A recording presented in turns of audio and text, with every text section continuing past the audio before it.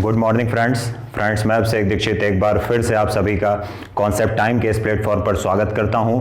दोस्तों आज हम जो टॉपिक पढ़ेंगे वो हम पढ़ेंगे जैन रिलीजन, जो भी हम जैनिज्म पढ़ते हैं या जैन धर्म पढ़ते हैं उसका एक बहुत महत्वपूर्ण टॉपिक है, बहुत ही इंपॉर्टेंट टॉपिक है। और वो क्या है? डिवीज़न इन जैनिज्म या जैन धर्म में विभाजन। मैं इतना कहना चाहूँगा आप लोगों से कि अगर आप लोगों ने पिछली वीडियोस नहीं देखी है तो प्लीज़ देखिए, क्योंकि उससे आपकी एक बहुत बेहतर समझ बनेगी इतिहास में, ना केवल पढ़ने के लिए या एग्ज़ाम्स के लिए, बल्कि आप अपने पूर्वजों को या अपने कल्चर के लोगों को जान सकेंगे और उनके बारे में और बेहतर समझ बना सकेंगे।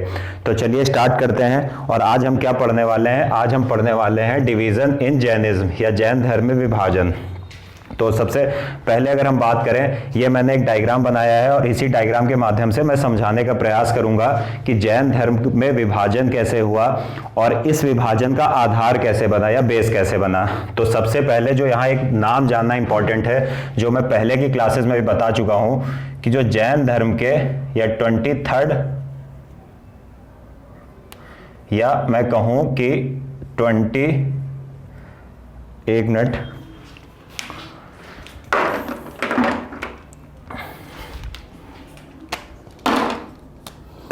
अगर मैं बात करूं जैन रिलीजन या जैन धर्म की, तो जो जैन धर्म के 23rd तीर्थंकर थे, तीर्थंकर का मतलब मैंने पहले बताया है कि जैसे हम हिंदू धर्म में आचार्य की बात करते हैं, आचार्यों की बात करते हैं, वैसे यहाँ पर तीर्थंकर का कॉन्सेप्ट है। वो पिछली वीडियोस में मैंने बताया, अगर आपको समझना है तो आप पिछली वीडियो बेहतर ढंग से देख सकते हैं।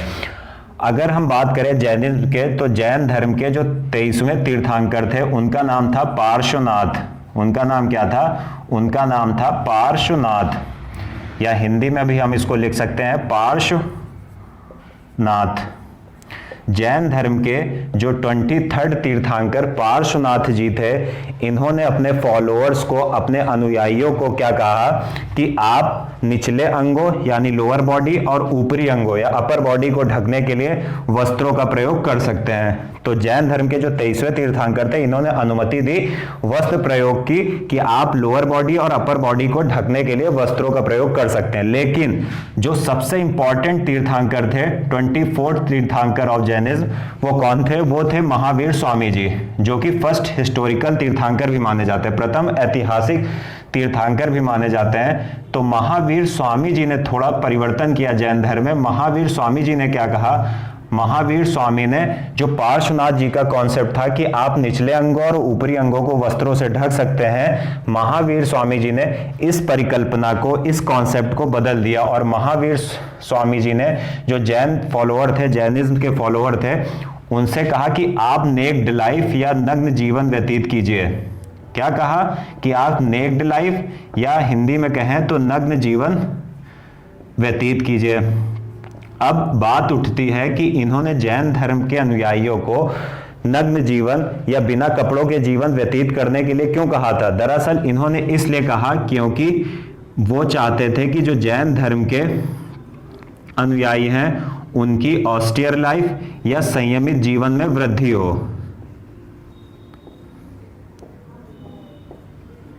संयमित जीवन में क्या हो? वृद्धि हो, या वो और अधिक संयम का पालन करें। सीधी सी बात है, जब कोई वस्त्र धारण करता है तो वो आसानी से संयम कर सकता है अपनी इंद्रियों पर, लेकिन अगर उस व्यक्ति ने वस्त्रों का त्याग कर दिया है तो वो उसको अगर अपने ऊपर कंट्रोल करना है तो उसे बहुत ज्यादा संयम का या ऑस्टियर का विकास करना पड़ेगा। तो महावीर स्वामी ने जो जैन धर्म के अनुयायी थे उनसे नग्न जीवन या नेक्ड लाइफ जीने के लिए इसलिए कहा क्योंकि वो जैनियों में या जैन धर्म के अनुयायियों में संयम बढ़ाना चाहते थे और ये चाहते थे कि जैन धर्म के अनुयायी और अधिक संयम का पालन करें। तो ये कॉन्सेप्ट यहां पर इसलिए समझना जरूरी है क्योंकि जो हम आगे की कहानी समझेंगे कि जैन धर्म में विभाजन कैसे हुआ, दरअसल वो परिकल्पना यहीं से चलकर आगे निकलेगी। तो ये हमने समझ लिया इस डायग्राम के माध्यम से। और यहां पर देखिए, देखा हमने कि ये लोग लोअर बॉडी ढकते थे, अपर बॉडी ढकते थे, और चूंकि जैन धर्म में नॉन वायलेंस या अहिंसा को बहुत अधिक महत्व दिया गया, मैंने पिछली वीडियो में बताया है, इसलिए आप देखेंगे जो जैन फॉलोअर्स होते हैं वो ज्यादातर आप देखेंगे अपना मुंह भी बंद किए रहते हैं कि ताकि कोई कीड़ा मकोड़ा हमारे मुंह में ना चला जाए और उसकी मृत्यु ना हो जाए। तो ये जैन का एक अलग थ्योरी है कि ये लोग अपने मुंह को भी ढकते हैं। तो ये हमने देख लिया बेसिक्स। अब हम आते हैं कि जैन धर्म में डिवीजन कैसे हुआ। तो ये हमने समझ लिया कि 24 जो तीर्थंकर थे, इन्होंने कहा कि आप लोअर बॉडी और अपर बॉडी को ढक सकते हैं। महावीर स्वामी जी ने कहा कि आप वस्त्रों का त्याग कीजिए। तो सीधी सी बात है, जो महावीर स्वामी जी के बाद जो जैन होंगे वो वस्त्रों का त्याग करेंगे और नग्न जीवन व्यतीत करेंगे। तो अब हम आगे की कहानी समझते हैं। अगर हम आगे की कहानी की बात करें तो आगे की कहानी समझने के लिए हम आगे की कहानी जो भी है उसे मैप के थ्रू बहुत बेहतर ढंग से समझ सकते हैं। समझ हम थ्योरी से भी सकते हैं, लेकिन मैं कहूंगा कि मैप से समझिए तो ज्यादा बेहतर रहेगा। अगर हम आगे की कहानी की बात करें तो आगे की कहानी समझने के लिए मैं एक मैप ड्रॉ करूंगा।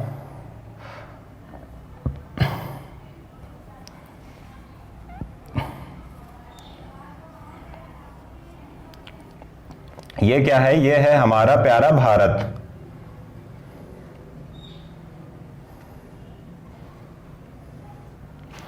तो ये हो गया हमारा प्यारा भारत। अब ये हो गया हमारा प्यारा भारत। अब हम समझेंगे कि जैन धर्म में आखिर डिवीजन हुआ क्यों, जैन धर्म विभाजित क्यों हुआ। तो हम जानते हैं मगध क्षेत्र, जो मगध क्षेत्र कहां पर था? मगध क्षेत्र बिहार में था, और ये हम मान लेते हैं मगध क्षेत्र था। ठीक है, अब ये समझना जरूरी है कि जो ये मगध क्षेत्र था, यानी मगध क्षेत्र था, जो जैन धर्म का जो केंद्र होता था वो यही इसी क्षेत्र के आसपास होता था या इसी क्षेत्र में होता था। अब क्या हुआ कि जो महावीर स्वामी जी थे, महावीर स्वामी जी थे, इनकी मृत्यु के 200 वर्षों बाद, 200 वर्षों बाद, यानी महावीर स्वामी जी जो थे इनकी मृत्यु के 200 वर्षों बाद मगध में क्या हुआ? ये जो मगध है यहां पर क्या हुआ? एक फैमीन पड़ा या अकाल पड़ा। यहां पर एक अकाल पड़ गया, और ये अकाल बहुत ज्यादा लंबा था। ये 12 वर्षीय एक अकाल था। अब क्या होता है कि जब मगध में अकाल पड़ने की संभावना आती है या अकाल पड़ जाता है, तो जो जैन धर्म के फॉलोअर्स थे या जो जैनी थे वो यहां पर मैंने बताया उनका केंद्रण होता था। अधिक संख्या में वो इस क्षेत्र या इसके आसपास के क्षेत्रों में पाए जाते थे। तो क्या हुआ कि जब यहां पर अकाल पड़ा तो इन लोगों ने, जो जैन धर्म के अनुयायी थे, इन्होंने क्या किया? ये क्या करेंगे? ये चले जाएंगे क्या? दक्षिण भारत या साउथ इंडिया चले जाएंगे। कौन? जैनिज्म। और ये किसके नेतृत्व में गए थे? ये नेतृत्व में गए थे भद्रबाहु के नेतृत्व में, भद्र बाहु के नेतृत्व में, या हिंदी में लिखना चाहें तो भद्र बाहु के नेतृत्व में जैन धर्म के कुछ अनुयायी दक्षिण भारत चले गए और कुछ अनुयायी उत्तर भारत में रहे। और जो अनुयायी उत्तर भारत में रहे उनका नेतृत्व किसने किया था? उनका लीडर कौन था? उनका लीडर था स्थूल भद्र, स्थूल भद्र, स्थूल बाहु या स्थूल भद्र, जो भी आपके लिए, स्थूल बाहु। यानी अगर हम कहें जो मगध में जैन धर्म के अनुयायी शेष बचे थे, उनका लीडर कौन था या उनका नेतृत्व कौन कर रहा था? उनका नेतृत्व कर रहे थे स्थूल बाहु जी। और जो दक्षिण भारत में जैन अनुयायी चले आए थे अकाल से बचने के लिए, उनका नेतृत्व कर रहे थे भद्रबाहु जी। अब क्या हुआ? 12 वर्षों के अकाल के बाद जब अकाल समाप्त हो गया तो जैन धर्म के जो ये वाले फॉलोअर थे भद्रबाहु के नेतृत्व में, ये फिर से अपने पूर्व स्थान पर लौटे जहां से ये आए थे। यानी फिर से ये कहां चले गए? ये वापस आए। जो ये माइग्रेट करके साउथ इंडिया पहुंचे थे तो ये फिर से वापस कहां है? ये फिर से मगध आए। तो जैसे ये मगध पहुंचे तो इन्होंने जो यहां पर स्थूल भद्र के नेतृत्व में जैन धर्म को मानने वाले लोग रह रहे थे, तो इन लोगों ने, जो दक्षिण भारत के माइग्रेटेड जैनिज्म थे या प्रवासी जैन धर्म के अनुयायी थे, इन्होंने जो मगध में रहने वाले जो लोकल जैनिज्म थे, लोकल जैनी जो थे, उन पर एक आरोप लगाया। इन्होंने कहा कि हम तो दक्षिण भारत गए, साउथ इंडिया गए, तो हमने जो जैन धर्म के रूल्स एंड रेगुलेशंस हैं उनका पालन किया, लेकिन जब हम वापस आए तो हमने देखा कि मगध में रहने वाले जो भी जैन फॉलोअर्स हैं उन्होंने जो जैन धर्म के रूल्स एंड रेगुलेशंस हैं उनका त्याग कर दिया। क्यों त्याग कर दिया? मैंने बताया कि महावीर स्वामी ने कहा था कि जैन धर्म के जो भी फॉलोअर्स हैं उनको वस्त्रों का या क्लोथ्स का त्याग कर देना चाहिए। लेकिन जब भद्रबाहु के नेतृत्व में ये लोग वापस लौट कर आए तो इन्होंने देखा कि जो मगध में रहने वाले जैनी हैं उन्होंने क्या किया, उन्होंने वस्त्र पहनना शुरू कर दिया था। यानी इन्होंने क्या किया था, क्लोथ्स वियर करना शुरू कर दिया था। यानी जो ये मगध में रह रहे थे इन्होंने क्लोथ्स पहनना स्टार्ट कर दिया था। अब यहां से विवाद बढ़ना शुरू हो गया दोनों धर्म के अनुयायियों में।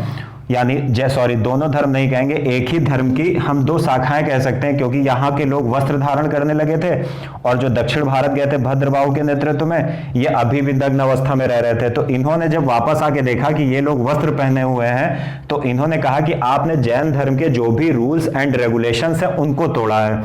अब क्या होगा, अब धीरे धीरे विवाद बढ़ जाता है और अंततः जैन जो ये जैनिज्म है या जैन रिलीजन है ये दो भागों में बट जाएगा। ये दो भाग कौन से होंगे, अब मैं बताता हूं कि जो जैनी मगध में रह रहे थे और जिन्होंने बाद में कपड़े पहनना शुरू कर दिया था इनको कहा गया श्वेतांबर्स।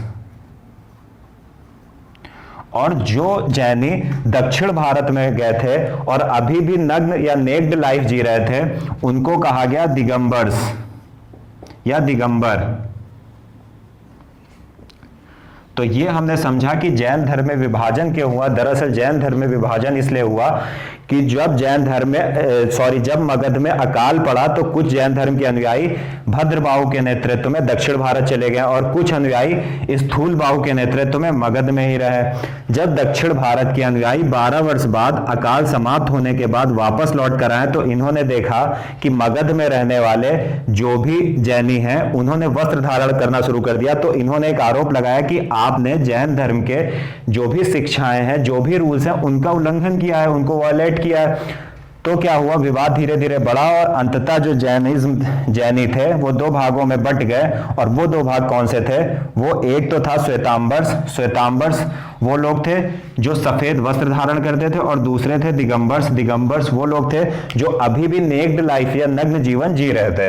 तो अब हम समझेंगे कि श्वेतांबर और दिगंबर जो भी ये दो सेक्ट आए, दो संप्रदाय हैं जैन धर्म के, इनमें अंतर क्या है। तो अगर हम अंतर करने की कोशिश करें दोनों में, और ये बहुत इंपॉर्टेंट है एग्जाम की दृष्टि से, क्योंकि आप देखेंगे ना केवल सिविल सेवा बल्कि छोटे एग्जाम्स में भी आजकल अंतर किसी न किसी रूप में पूछ लेते हैं। तो अगर हम बात करें difference between Shwetambar and Digambars की, तो अगर हम सबसे पहले बात कर लेते हैं श्वेतांबर्स,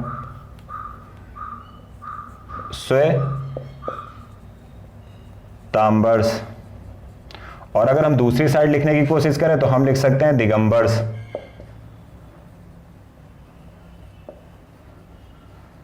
या अगर हिंदी में इसको हम लिखने की कोशिश करें तो हम लिख सकते हैं दिगंबर।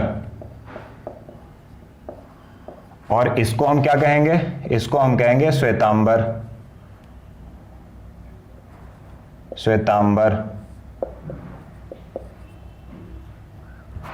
अब हम जरा सा इन दोनों में अंतर करने की कोशिश करेंगे कि आखिर श्वेतांबर और दिगंबर में अंतर क्या है। चूंकि ये दोनों ही जैन धर्म के दो सेक्ट हैं, दो संप्रदाय हैं, तो अब हम समझने का सबसे पहले प्रयास करेंगे कि दोनों में अंतर क्या है। तो जो पहला अंतर मैंने भी मैप में बताया था कि दोनों में अंतर क्या है, तो अगर हम बात करें इन दोनों में अंतर की, तो जो पहला अंतर वो ये है कि जो श्वेतांबर परंपरा के अनुयायी हैं, जो इस संप्रदाय के अनुयायी है, ये क्या करते हैं, ये व्हाइट क्लोथ्स पहनते हैं। यानी जो श्वेतांबर परंपरा के अनुयायी थे वो सफेद वस्त्र धारण करते थे, और ये लोग क्या करते थे, ये लोग नेक्ड लाइफ जीते थे या नग्न जीवन जीते थे। ये लोग नंगे रहते थे, नेक्ड लाइफ जीते थे। ठीक है, पहला अंतर, ये सफेद कपड़े पहनते थे और ये नेक्ड लाइफ जीते थे। दूसरा अगर हम अंतर समझने का प्रयास करें तो दूसरा अंतर जो था वो निर्वाण से रिलेटेड था। ये लोग जो श्वेतांबर परंपरा के लोग थे, श्वेतांबर संप्रदाय के लोग थे, इनका मानना था कि जो क्लोथ्स है, क्लोथ्स पहन के भी, यानी कपड़े पहनकर भी मोक्ष की प्राप्ति हो सकती थी। चूंकि ये लोग जो कपड़े पहनते थे तो इन्होंने कहा कि निर्वाण की प्राप्ति में कपड़े पहनना किसी भी तरीके से बाधक नहीं है, किसी भी तरीके से कपड़े पहनना निर्वाण में रुकावट नहीं है। लेकिन इसके बदले हम देखते हैं इसके उल्टे जो दिगंबर सेक्ट के लोग थे, दिगंबर संप्रदाय के लोग थे, इन्होंने कहा कि निर्वाण में वस्त्र पहनना क्या है, बाधक है।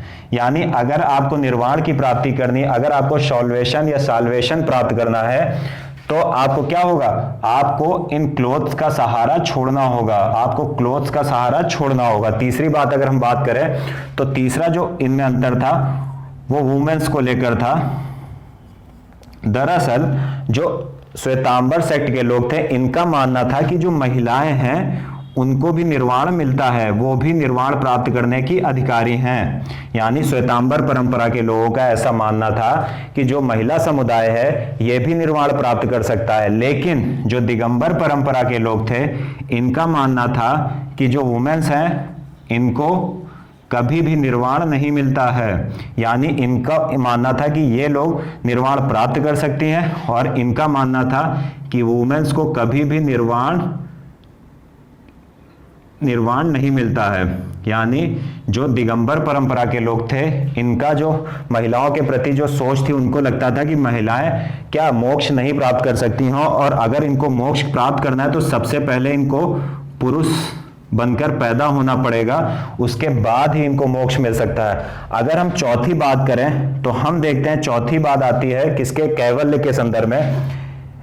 जो श्वेतांबर सेक्ट के लोग थे इनका मानना था कैवल्य, जिसको हम परम ज्ञान या मोक्ष की अवस्था कह सकते हैं, तो इनका मानना था श्वेतांबर सेक्ट के लोगों का कि कैवल्य प्राप्ति के बाद भी, परम ज्ञान या कंप्लीट नॉलेज या सुप्रीम नॉलेज के प्राप्ति के बाद भी आपको फूड या खाने की, भोजन की जरूरत पड़ती है। लेकिन दिगंबर परंपरा के जो विचार थे, दिगंबर संप्रदाय के जो विचार थे वो थोड़े से भिन्न थे। इनका मानना था कि आपको कैवल्य प्राप्ति के बाद भोजन की नीड नहीं पड़ती है, food is not required after कैवल्य, आपको भोजन की कोई जरूरत नहीं पड़ती है। तो ये लोग मानते थे कैवल्य के बाद भी भोजन की जरूरत, वो मानते थे नहीं पड़ती है। पांचवी अगर हम बात कर दें तो पांचवी बात करें तो जो हम 24th तीर्थंकर महावीर स्वामी की बात करते हैं तो श्वेतांबर संप्रदाय के लोग ऐसा मानते थे कि महावीर स्वामी जो थे, महावीर स्वामी वॉज मैरिड, यानी महावीर स्वामी विवाहित थे। लेकिन दिगंबर परंपरा के लोग थे इनका मानना था कि जो महावीर स्वामी हैं वो क्या हैं, अनमैरिड हैं, अविवाहित हैं। यानी दिगंबर परंपरा के लोगों का मानना था कि महावीर स्वामी जी क्या है, अविवाहित हैं, अनमैरिड हैं। उसके बाद अगर हम नेक्स्ट बात करें, हम देखते हैं अगर हम 6 पॉइंट की बात करें तो 6 पॉइंट की हम बात कर सकते हैं, क्या कह सकते हैं, जो जैन धर्म था इसके 19 तीर्थंकर थे। 19 तीर्थंकर कौन थे, 19 तीर्थंकर थे मल्लिनाथ। 19 तीर्थंकर कौन थे, जैन धर्म के 19वें तीर्थंकर थे मल्लिनाथ। और श्वेतांबर जो संप्रदाय के अनुयायी थे वो इनको क्या मानते थे, वो इनको स्त्री मानते थे, वुमेन मानते थे। लेकिन जो दिगंबर परंपरा के अनुयायी थे ये मल्लिनाथ को क्या मानते थे, ये मल्लिनाथ को पुरुष मानते थे। यानी दिगंबर परंपरा के अनुयायी मल्लिनाथ को क्या मानते थे, मैन मानते थे, पुरुष मानते थे। उसके बाद अगर हम एक और बात करें थोड़ी सी 7th पॉइंट की, तो हम देखते हैं कि अभी हम जब जैन लिटरेचर की बात करेंगे, समझेंगे, तो जो जैन लिटरेचर जिसे हम आगम लिटरेचर बोलते थे, आगम लिटरेचर बोलते थे, आगम लिटरेचर या आगम साहित्य बोलते थे, तो जो श्वेतांबर परंपरा के अनुयायी थे वो इस आगम लिटरेचर को ऑथेंटिक मानते थे। लेकिन अगर हम दिगंबर परंपरा की बात करें तो ये लोग जो ये आगम साहित्य था, जो जैन धर्म का साहित्य है, इसको ऑथेंटिक नहीं मानते थे, प्रमाणिक नहीं मानते थे। उसके बाद अगर हम 8th पॉइंट की बात कर दें, 8th पॉइंट में अगर हम आइडियोलॉजी देखें तो हम देखते हैं, अगर हम आइडियोलॉजी की बात कर दें, आइडियोलॉजी की बात कर दें हम, तो हम क्या देखते हैं कि जो श्वेतांबर संप्रदाय के लोग थे इनकी जो विचारधारा है, इनकी विचारधारा आपको कैसी दिख रही है, थोड़ी सी लिबरल दिख रही है। और ये समय के साथ अपनी विचारधारा में परिवर्तन के पक्षधर थे। देखिए, आप देखिए, ये लोग कपड़े पहनते थे तो लिबरल हुए, ये लोग महिलाओं के प्रति, इन महिलाओं को ये निर्वाण के अधिकारी मानते थे, ये कैवल्य के बाद भोजन के पक्ष में थे, ये महावीर को मैरिड मानते थे। ठीक है, इसी तरह हम कई चीजों में देखते हैं तो इनकी विचारधारा लिबरल दिखाई देती है, क्योंकि ये समय के साथ अपने अंदर परिवर्तन कर रहे थे। लेकिन जब हम दिगंबर सेक्ट में आते हैं, दिगंबर संप्रदाय की बात करते हैं, तो ये लोग हमको कैसे दिखते हैं? फंडामेंटलिस्ट दिखते हैं, फंडामेंटलिस्ट यानी कट्टरपंथी दिखाई देते हैं, कट्टरपंथी दिखाई देते हैं। और हम देखते हैं कि इन्होंने अपनी विचारधारा में, आइडियोलॉजी में समय के साथ बहुत ज्यादा परिवर्तन नहीं किया। तो ये हमने पूरा क्या देखा कि जैन धर्म में विभाजन क्यों हुआ, जैन धर्म में जो दो संप्रदाय विभाजित होकर सामने आए, चाहे वो श्वेतांबर संप्रदाय हो या दिगंबर संप्रदाय हो, दोनों में अंतर क्या। चलिए एक बार फिर से अंतर देख लेते हैं। जो श्वेतांबर संप्रदाय के लोग थे, ये वस्त्र धारण करते थे, सफेद कपड़े पहनते थे, और ये लोग नेक्ड, दिगंबर परंपरा के अनुयायी नेक्ड लाइफ जीते थे। ये लोग निर्वाण में कपड़ों को बाधक नहीं मानते थे, मोक्ष में, लेकिन ये लोग मोक्ष या निर्वाण में कपड़ों को बाधक मानते थे। महिलाओं को ये निर्वाण का अधिकारी मानते थे, ये लोग महिलाओं को निर्वाण का अधिकारी नहीं मानते थे। और इनका ऐसा मानना था कि महिला फिर से जब पुरुष का जन्म लेगी उसके बाद ही उसको निर्वाण मिल सकता है। अगर हम कैवल्य की बात करें तो हम देखते हैं कि श्वेतांबर परंपरा के जो अनुयायी थे, इनका ऐसा मानना था कि कैवल्य के बाद यानी परम ज्ञान या सुप्रीम नॉलेज की जब प्राप्ति, ऑब्टेन्ड सुप्रीम नॉलेज हो जाता है या सुप्रीम नॉलेज की प्राप्ति हो जाती है, फिर भी हमें फूड की या भोजन की जरूरत पड़ती है। लेकिन इनके विचार अलग थे, इनका मानना था कि कैवल्य के बाद भोजन की जरूरत नहीं पड़ती है। फिफ्थ पॉइंट अगर हम देखें तो श्वेतांबर जो संप्रदाय के लोग थे, ये महावीर को मैरिड मानते थे, लेकिन जो दिगंबर संप्रदाय के लोग थे, ये महावीर को अनमैरिड या अविवाहित मानते थे। उसके बाद जो जैन रिलीजन के या जैनिज्म के या जैन धर्म के जो 19वें तीर्थंकर थे, मल्लिनाथ, उसको श्वेतांबर संप्रदाय के लोग महिला मानते थे और ये लोग मल्लिनाथ को पुरुष मानते थे। उसके बाद अगर हम 7th पॉइंट की बात करें, जो जैन धर्म का साहित्य है, आगम लिटरेचर, उसको जो श्वेतांबर परंपरा के लोग, ये लोग ऑथेंटिक मानते थे, प्रमाणिक मानते थे, लेकिन दिगंबर परंपरा के लोग इसको ऑथेंटिक या प्रमाणिक नहीं मानते थे, यानी आगम लिटरेचर को ये लोग नहीं मानते थे। उसके बाद अगर हम आइडियोलॉजी की बात करें, जो हमने अभी तक पढ़ा, हमने देखा कि जो श्वेतांबर परंपरा के लोग हैं, ये थोड़े लिबरल दिखाई देते हैं, क्योंकि ये समय के साथ अपने धर्म में परिवर्तन, अपने संप्रदाय में परिवर्तन कर रहे हैं। लेकिन अगर हम दिगंबर परंपरा की बात करें तो ये हमको कैसे दिखते हैं? ये हमको फंडामेंटलिस्ट दिखते हैं। क्यों? क्योंकि ये अपने धर्म में समय के साथ बदलती परिस्थितियों में अनुकूल परिवर्तन नहीं कर पाए, या उस हिसाब से इन्होंने नई प्रवृत्तियों को नहीं अपनाया। तो ये हमने पूरा क्या देखा इस वीडियो में? हमने देखा कि सबसे पहले जैन धर्म में विभाजन के बीज कहाँ से पाए जाते हैं। सबसे पहले हमने पार्श्वनाथ और महावीर स्वामी के कॉन्सेप्ट में थोड़ा सा अंतर देखा। उसके बाद हमने पूरी कहानी देखी कि विभाजन क्यों हुआ। उसके बाद हमने देखा कि विभाजन के बाद जो दो संप्रदाय थे, उन दोनों संप्रदाय की जो आइडियोलॉजी है उसमें क्या अंतर है। तो उम्मीद है आपको वीडियो पसंद आई होगी।